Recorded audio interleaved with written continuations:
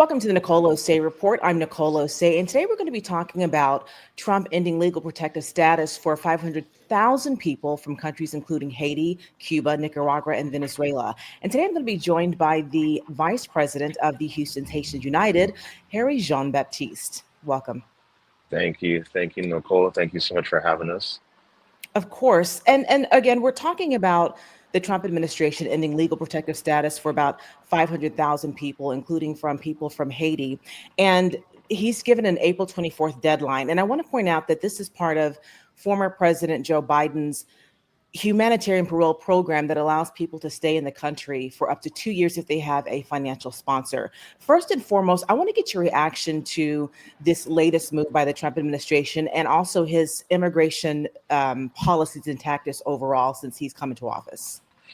Yeah, it's definitely very disheartening. We've gone through a series of, it just seems like one tragedy after another.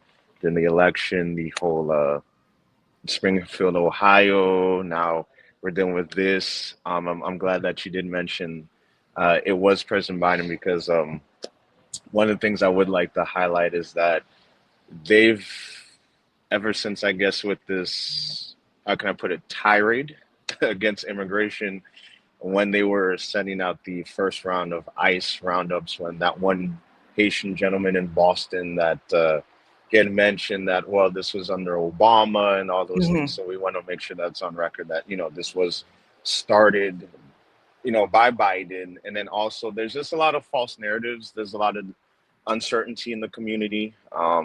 It's very disheartening to see that everything, it just seems like the fabric of liberty and the fabric of America is just being just ripped apart or actually just being signed away. And I also want to point out that Haitian immigrants contribute significantly to the U.S. economy. And I read that it's estimated in 2021, temporary protective status holders, including Haitians, contributed over $2.2 billion in taxes and held $8 billion in spending power. So this is also something that could have real world impacts on local economies. Can you discuss that? Talk about what Haitians bring to local economies and the impact that could have if you take those people away. Of course, I'm the son of Haitian immigrants and first generation, and just thinking now, I was born and raised in the Boston area, more precisely Brockton, Massachusetts, for those who know. And just thinking about the fabric in that community, I'll bring it back to Houston as well. I mean, a lot of the, how can I say, like blue collar jobs, for instance, my father, he still is a bus driver for Boston Public Schools, Mhm. and my mother is a nurse. So thinking just in those two, I guess, industries, and now there are a lot of people under the TPS and under the temporary protective status. Forgive me, I'm not an immigration attorney, so if I butcher anything, You're you fine. know, I just feel like in the comments, like, no, that's wrong. But it's just like those people are granted work permits as well. So now these people are going to be deported and they're going to be taken out. So I can just think of the ramifications they would have. I mean, just alone in the East Coast, I could just see like now that because the statuses are being taken away, who's going to drive the buses? Who's going to do a lot of times that menial labor? And just to kind of take it out of the Haitian perspective, but just put it on an immigration perspective as a whole, like, you know, there, I want to kind of jump into the tariff talk as well. So it's just kind of this, it seems like this massive storm that the United States will bear because now we don't have the immigrant labor force to pick our produce or to even work those menial jobs, the bus drivers. I mean, anecdotally, the reason why forgive me if I'm being too long. I don't know what the time Oh limit no, is, no, no. but I'm following you. I'm interested okay, in what you're saying, and I'm following where you're going. Please continue. perfect. I don't want to ramble on. So when my father started working for the Boston Public Schools as a bus driver, before then minorities weren't, and Boston primarily is known as a Caucasian city. If anyone's of color, usually from the Caribbean, from Haiti, or they're from Cape Verde. Hmm. So when my father started in 1996, before then there weren't anyone of color driving buses. They were having issues bringing it in the workforce because they're like, hey, why would I want to drive a bus when I could do other things? And so from there, that's when there was just a wave of Haitians that just started driving buses. And even to this day, most likely, if you have children in the Boston Public School District, most likely their bus driver is probably Haitian. And then to Mm, bring it into the Houston area, although our Haitian population is not as big as somewhere in the East Coast, we have an estimated, is very anecdotal, it's about 50,000 in a city of about 6 mil. But even that, we have, when people do come, there's a connection through Catholic Charities where they send a lot of these people to a chicken farm, a chicken plant, to go plug chickens, to process chickens. So now I'm just thinking like the workforce there is not your, hey, what you the Midwestern American. Who is it? It's an immigrant gonna go mhm. plug chickens so they can make a better life. So it we haven't seen it yet. Things are still fresh, but I just don't think this current administration is thinking of the ramifications that, I mean, I understand you want to make it America first, but at the same token, we have to remember that America was built by immigrants. So if there are no immigrants to work the jobs, what America will we have?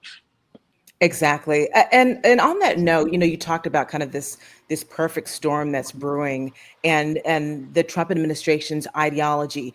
Do you think that Trump is targeting communities of color and immigrant communities of color? Because it seems like, so, at least so far, the people that he's targeting are people of color from different countries. I'm not seeing the same energy from people from maybe Eastern Europe or some of those countries.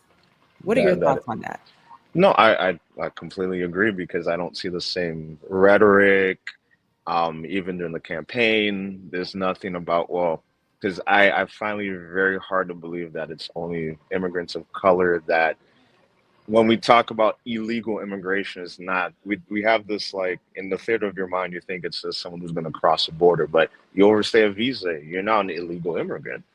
And I guess unlike our Eastern European counterparts, that a lot of times I feel like are favored, is just like, well, we got to get rid of Haitians, the Cubans, the Venezuelans.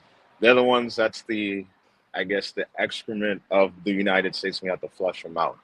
And I don't see that same rhetoric to, people from, say, the Czech Republic or Mhm. any other countries that come here because them, it's like, oh, let's just roll out the red carpet. I want to be careful of my words, right? Because, I'm speaking on behalf of a community.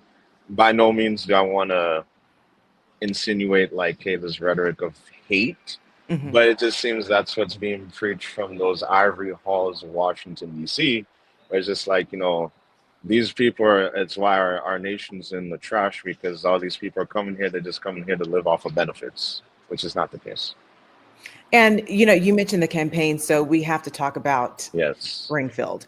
So, and because I want to get, and after that, I want to ask how the Haitian community is faring. So, for those of you that don't remember, during the campaign, Trump and his officials had spread some just vicious lies claiming that in that city that the Haitian immigrants were eating cats and dogs. We had the mayor of the city come out. We had different officials who were debunking those claims, and yet they still spread them. We even saw that he asserted that in his debate with Vice President Kamala Harris. Yes. Can you talk about why those types of lies are dangerous and who gets hurt in the rubble of all of that? Because they've just moved on, but there are Hmm. still people who believe those lies. Oh yeah, because okay, remember if this is he did get elected president, right? Whether you like it or not. Mhm. So now this is their fearless leader. If he's saying then it must be Bible, must be true. And now you've projected this ideology on a people that when we think of Springfield, and I had to give credit to one of my board members because he put it so eloquently. Because at that time, at Houston Haitians United, the little thing about the Haitian community of Houston, we don't have a council or anything of that. So anything Haitian, just like you reached out to us, we're very grateful for that.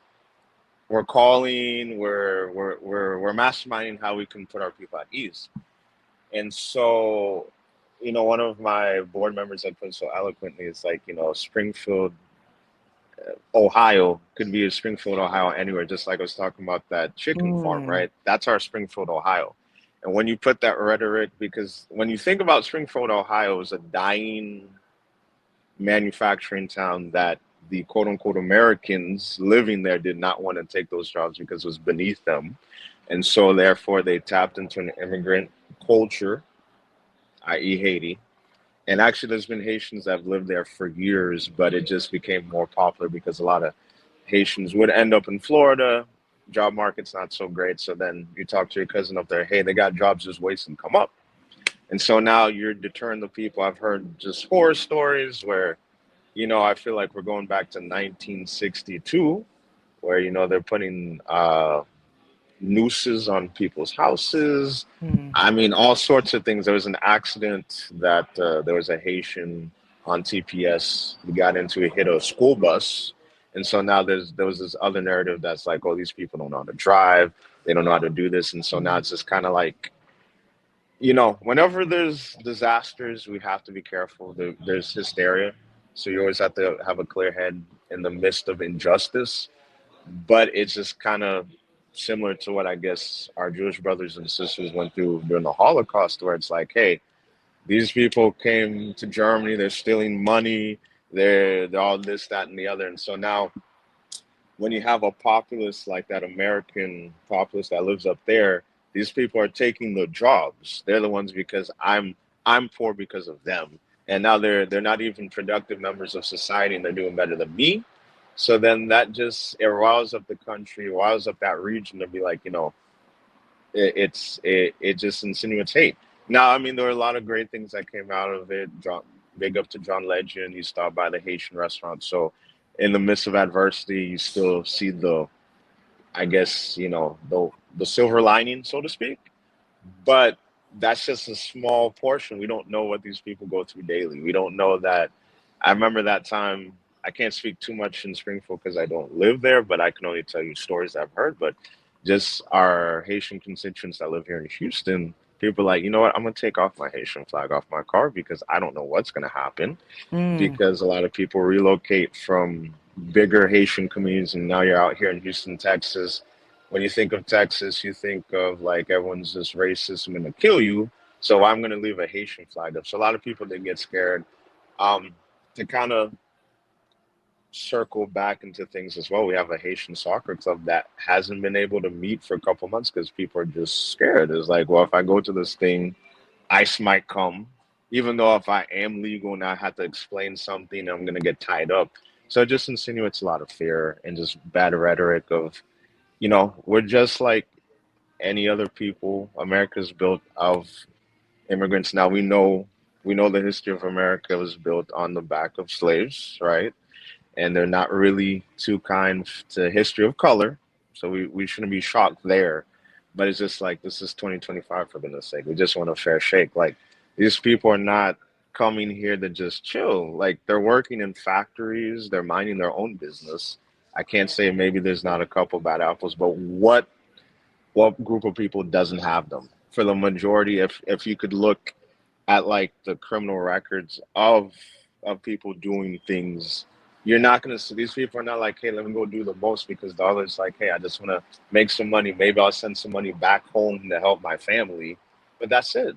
And now you're just creating this dumb narrative. It's like, oh, they're gonna eat your cat, they're gonna eat your dog. Who's looking for your dog?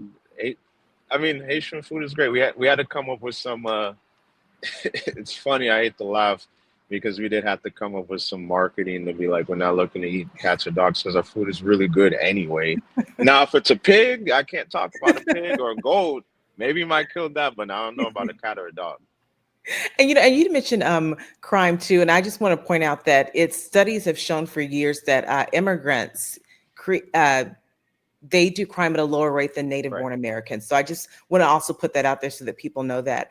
And you talked about earlier we were talking about what happened in Springfield and the local businesses who come out and talked about how hardworking the Haitian immigrants were in that city and how they had revitalized what was a dying manufacturing Mhm.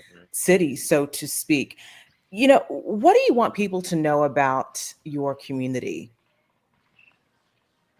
Wow, that's a loaded question, Miss Nicole. But yeah, if I'm in this moment had to speak for Haitians abroad in America, it's just like for the most part we're hardworking people. Like I had to go back to even before my parents, my grandparents that come to the country. I mean, my grandmother on my mother's side was a maid and was cleaning hotels for $1.25 an hour, and then actually was getting shortchanged on her pay.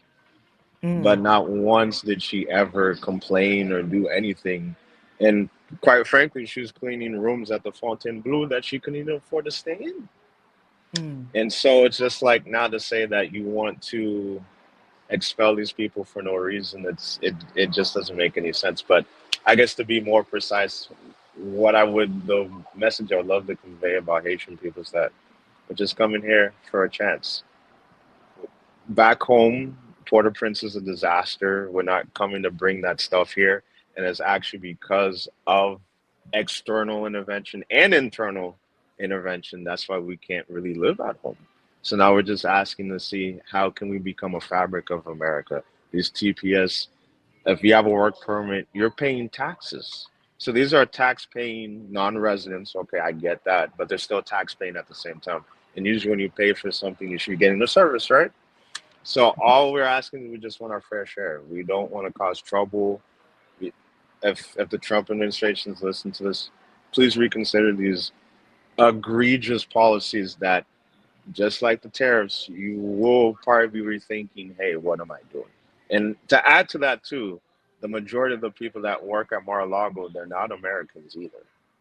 Oh Just yes, there's a listen to lot of that. yeah, there are a Right. lot of immigrants working for for Trump's businesses. That's and we know that to be a fact. And you'd mentioned Port-au-Prince. Can you talk about, because I think this is something that I also think is important in this conversation, for the people that might get deported, what are they returning to? And lovely $1 million questions that I wish I had checks to cash. But all jokes aside, I mean, there's a lot of people that they've left so long that they're just now racking their brain that if they have to go to Port-au-Prince, that's war zone central. I mean, the countryside is great, but you got to think of the infrastructure of a country, right? Mhm. Now, when we think of the countryside in America, there's a highway that runs through. There's no highway that there's a road.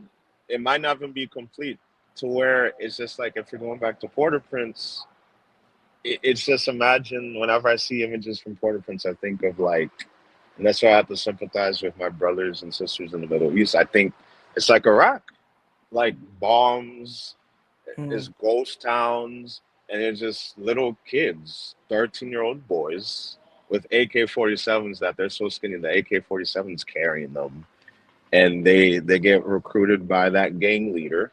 I can't even call a gang. That's a cute way. This is not gang. This is a war militia, and that's how they survive. So now you're going to deport someone, you're going to drop them back in the airspace that the FAA won't even allow planes to land, but you want to deport people there because it's so dangerous. They're shooting at planes. So you're literally going back to war-torn capital. Yes, the countrysides are great, but it's like, how do you get there? Do you know someone who's there? I mean, God forbid that a lot of people that did end up on TPS, they didn't just get here. They've been, one note I would like to add to this, I know of an individual that they've been working to become a legal resident. And it's like, y'all want to make this big commotion about, well, y'all need to come in the right way. There's people they've tried. They tried it and it didn't work. And I mean, it's just like, what else can you do? That this we got this little TPS thing, which was nice, and people are intending to become actually residents. I'm already paying taxes anyway, but to fully explain to what they're going back to, a lot of them don't know. A lot of them are like, well, maybe I'll call my cousin, maybe they can help me out. And at Houston Haitians United, we're still, if we do run into those situations, we're still trying to see how there's a path so there's a smooth transition. So I love to shout out the Texas Caribbean Chamber of Commerce. They've been doing an amazing job helping us with resources as well, just in case if people get repatriated back to their countries, we have an idea. I mean, on a good note, we were able to stop someone from getting deported, which was amazing, but Mm. that's only temporarily, right? Um, it's just, yeah, a lot of people don't even know. A lot of people are like, well, maybe I'll go to Mexico. Maybe I'll go back to Chile or something. Because a lot of the people on TPS rather in Chile or the Dominican Republic. There's a very small percentage that came directly from Haiti, So that's the bigger issue because it's like, well, I was already living in another country before I got the status. So now you're gonna send me back to my country. It's like, well, what do I do? And you'd mentioned that we were talking about TPS and how some people tried to come over a different way, but they were not able to through legal avenues. My question is, what changes would you like to see to the immigration system to make it easier for people to come over here?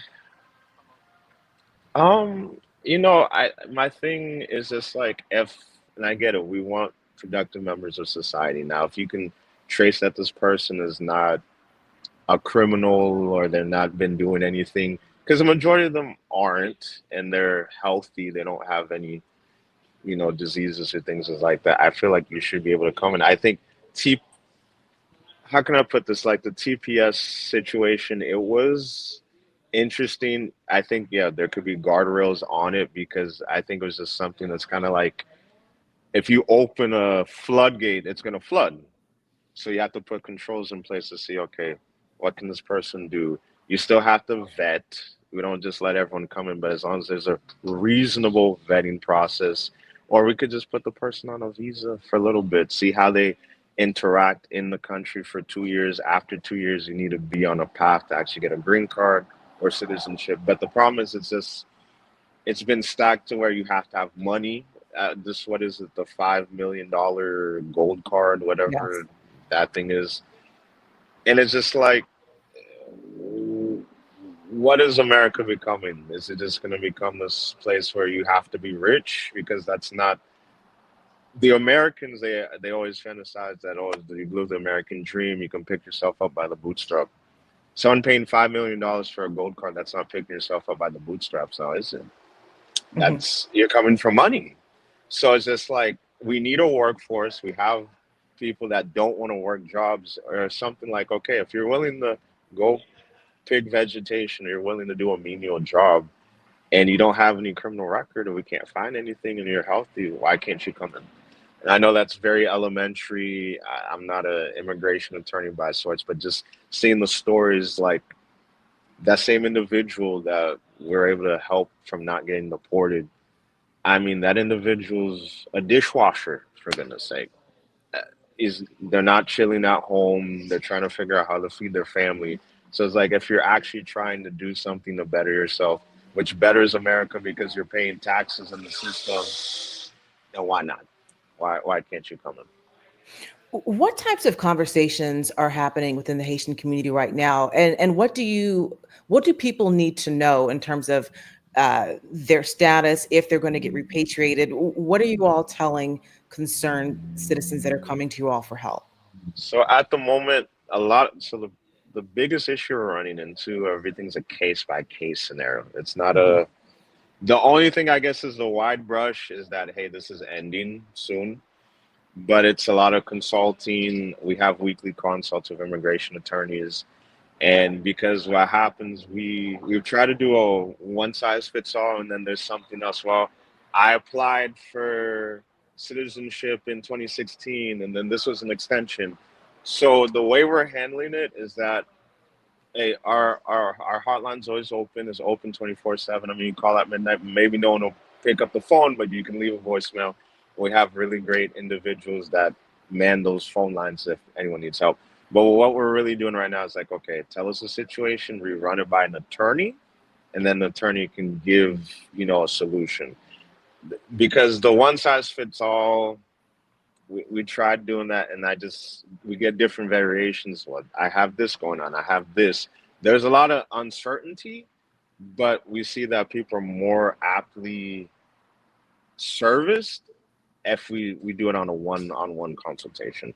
I had I was gonna think of something, but there was something that happened, and that's why we ended up doing that. It's kind of like, okay, you go to a doctor's office. I mean, we know the general, hey, you should drink water every day, vegetables, all that good stuff. That's good, but we want to make sure that, hey, you're in a good spot. So we just consult people to our legal counsel. So we do have legal counsel that's available.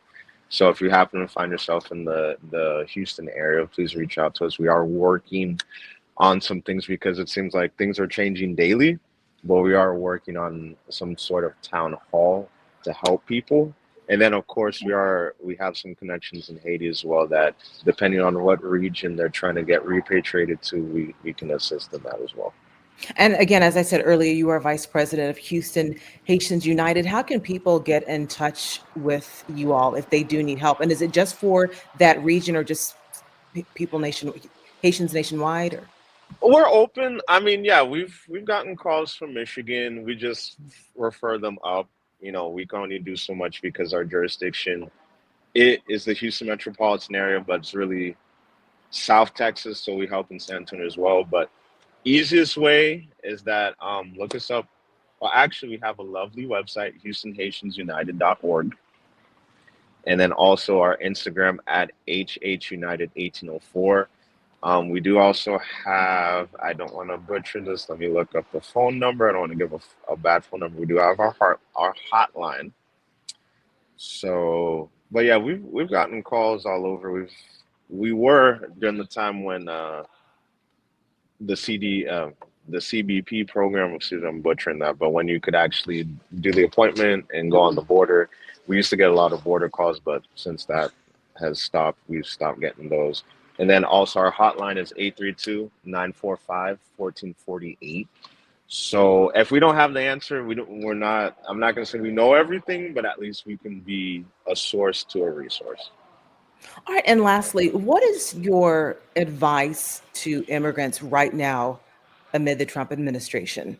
Because we're 3 months in, but I think in this 3 months and also the campaign, we kind of can foresee some of the things that might come. What is your advice to those people who may have concerns? Keep calm. It is hard. It's very hard though, but keep calm. That because when you kind of grow in hysteria, a lot of stuff's gonna go out of place. There are solutions. Connect yourself with the right people. Don't just listen to stuff on WhatsApp. Like we get so much like fake news. I hate to use that term, but we get a lot of fake news on WhatsApp. And then, actually, to kind of give you an anecdote, I love giving anecdotes if you haven't noticed.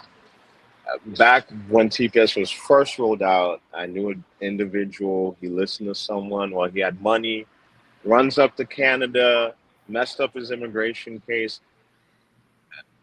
I'm just saying it like this: just because you do get called into that court, seek legal counsel. Do not panic. There may be something I don't know because I'm not, a legal professional. I don't want to give legal advice, but keep calm, keep a cool head. There's other ways that you can figure out how to do things. In the event that you do get sent home, it's very unfortunate, but it's just keep calm. There are things. There's hope. There is hope. The thing that happens is that when your head's not in the right place, you start doing all sorts of crazy stuff, and then you end up in a worse place than where you are. Immigration is one, but we all, as people, we go through trials, and a lot of times it's like when you're going through that trial, it's not easy, but just keep calm, stay focused. See, there may be an answer, just like that individual. We thought all hope was lost, and then we're able, through a collective power, to figure out a solution for that individual to see, okay, can they get a residency or something? So, because they're like, it kind of just goes back to my other thing. They're not all open shut. There could be another way, maybe through something. I just don't want to give anything because, once again, I don't want to give bad legal advice. But Mhm. keep calm, keep calm. Keep calm. And I think we'll wrap it up there. You've given me a lot of great information, and also for people who are watching. And for those of you who are watching and are listening, I want to know, what are your thoughts about the Trump administration's immigration policies, his recent move to end legal protective status for 500,000 people? Let me know in the comments below. And if you like this kind of content, news, politics, and current trends, don't forget to like, share, and subscribe.